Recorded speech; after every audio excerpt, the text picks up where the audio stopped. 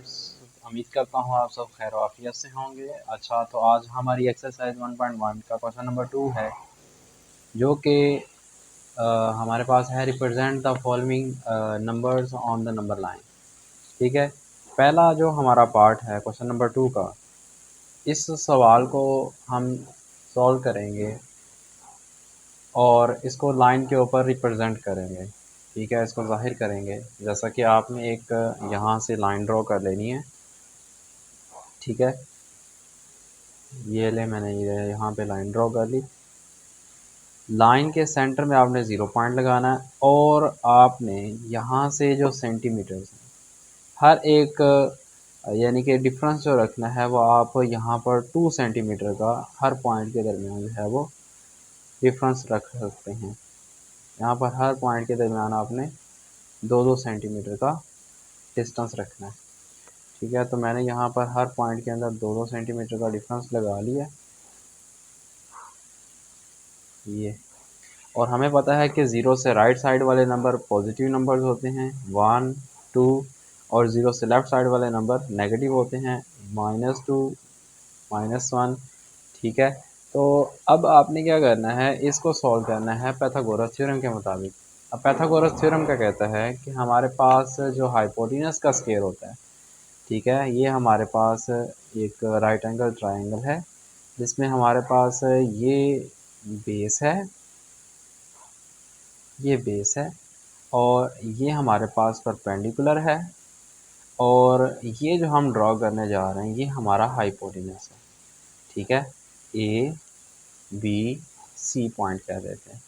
तो हमारा जो ए बी है वो हाइपोटेनस है, तो ये यहाँ पर हाइपोटेनस पर हम यहाँ पर लिख देते हैं ए बी का स्क्वायर। परपेंडिकुलर क्या है, सी बी या बी सी, प्लस बेस क्या है हमारी ए सी। तो यहाँ पर ये हमारा अकॉर्डिंग टू पाइथागोरस थ्योरम, जिसको हम मसला फीसागोरस भी कहते हैं उर्दू में, तो ये हमारी फॉर्म बन जाएगी। तो अब हमने इस सवाल के मुताबिक इसको डिज़ाइन करना है। वो कैसे करेंगे, हम यहाँ पर अगर बेस को 1 रखते हैं, ठीक है, और हम परपेंडिकुलर को भी 1 रखते हैं, तो हाइपोटेनस हमारा क्या होना चाहिए, हाइपोटेनस हमारा √2 होना चाहिए। वो कैसे आएगा, वो अब हम यहाँ पर सॉल्व करते हैं और देखते हैं। यहाँ पर सी बी हमारा कितना है 1, 1 का स्क्वायर, प्लस ए सी हमारा कितना है 1, 1 का स्क्वायर, 1 का स्क्वायर 1, 1 का स्क्वायर 1 है 1, 1, 2। अब यहाँ पर ये ए बी का स्क्वायर, अब यहाँ पर हमें स्क्वायर नहीं चाहिए, हमें ए बी चाहिए, हाइपोटेनस चाहिए, तो हम दोनों तरफ क्या कर लेते हैं, स्क्वायर रूट लगा लेते हैं ऐसे। तो ये जो हमारा ए बी आ जाएगा वो आ जाएगा √2। इसका मतलब ये है कि हमने यहाँ पर जो बेस रखनी है वो रखनी है 1। जैसे कि हमारे पास यहाँ से लेकर यहाँ तक 1 है। ठीक है, ये हमारी होगी बेस। और हमने यहाँ पर परपेंडिकुलर कितना रखा था 1, तो यहाँ पर हम परपेंडिकुलर इससे मेजर कर लेते हैं स्केल से। ठीक है, ये 1 हो गया। अब आपने क्या करना है, ये आपका ए है, ये आपका सी है, तो इस 0 से आपने यहाँ पर बी पॉइंट पर इसको मिला देना ऐसे। तो ये हमारे पास आ गया √2। अब ये हमारे पास √2 आ गया। उसके बाद आपने क्या करना है, आपने कंपास लेना है। ठीक है, कंपास से आपने यहाँ से लेकर बी पॉइंट पर यहाँ पर कंपास लगानी है ऐसे।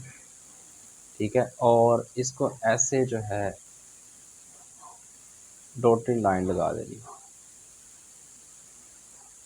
ठीक है, तो ये हमारा जो है वो फाइनल आंसर होगा क्वेश्चन नंबर 2 का पार्ट 1 जो है कि हमने नंबर्स को लाइन के ऊपर डिनोट करना है।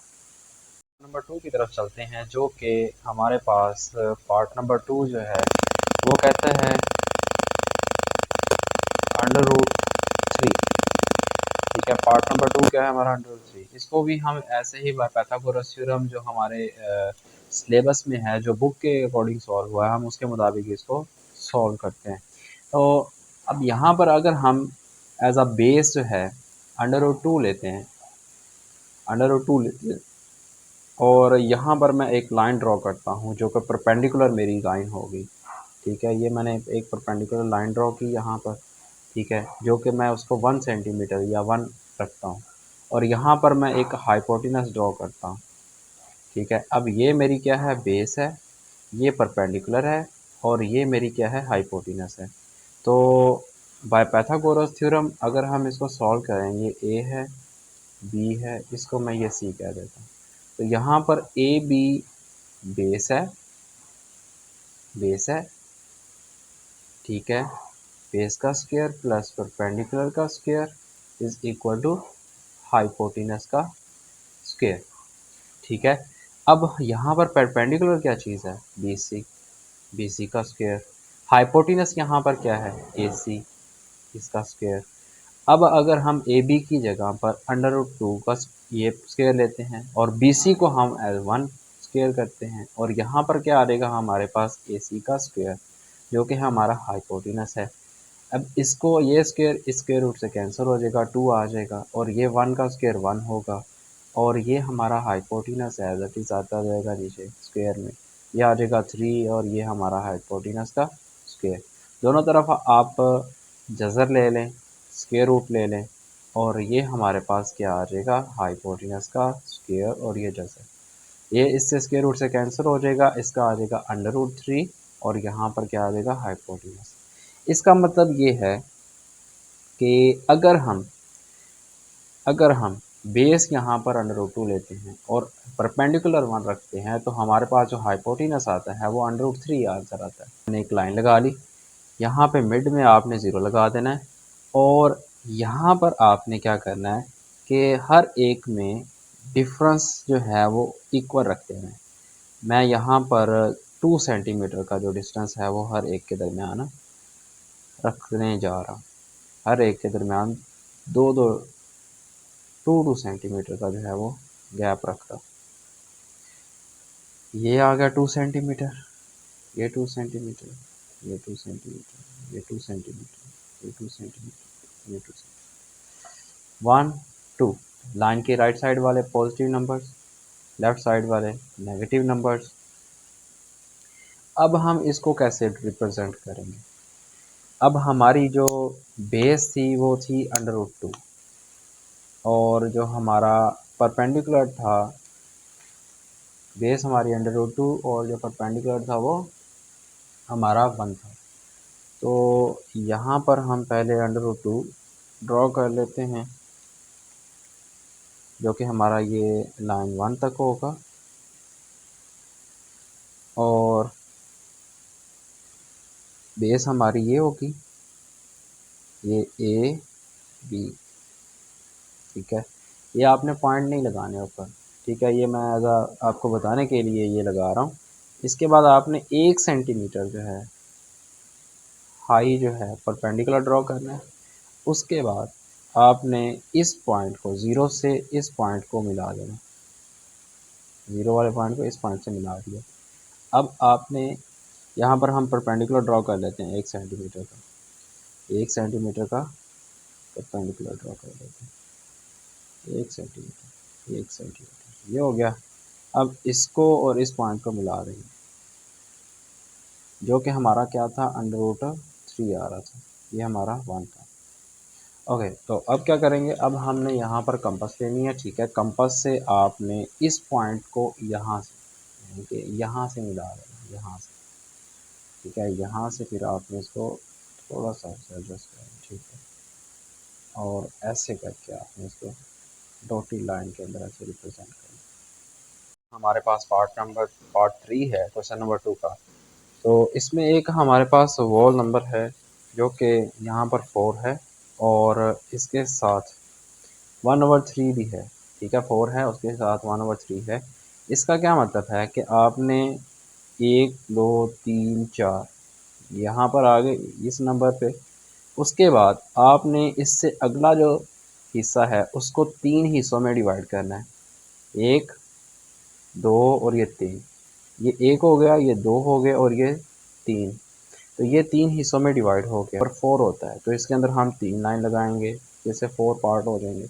तो इसी तरह से आपने ये लाइन लगा दी और ऊपर वाला जो नंबर है 1 और ऊपर वाला नंबर क्या है 1, तो आपने ये जो पहली लाइन है, ये जो पहली लाइन है हमारी ये वाली, ठीक है, यहाँ पर आपने लाइन ड्रॉ करनी है ऊपर की तरफ ऐसे, और ये नंबर जो है वो हमारा इस जगह पर लाई करेगा।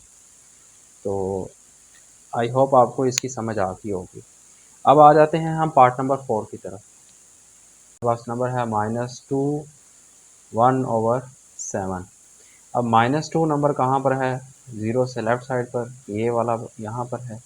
अब इसमें नीचे क्या है 7 है, तो अब हम इस 2 और 3 के दरमियान ये कहीं पे नंबर है, तो इन दोनों नंबर्स के दरमियान हम टोटल 7 पार्ट इसके करेंगे, ठीक है। वो कैसे, 1 2 3 4 5 6 और ये 7, कैसे 1 2 3 4 5 6 7। तो अगर यहाँ पर 7 है तो आपने लाइन कितनी लगानी है, 6 लगानी है, जिससे क्या होगा कि इसके 7 पार्ट्स हो जाएंगे।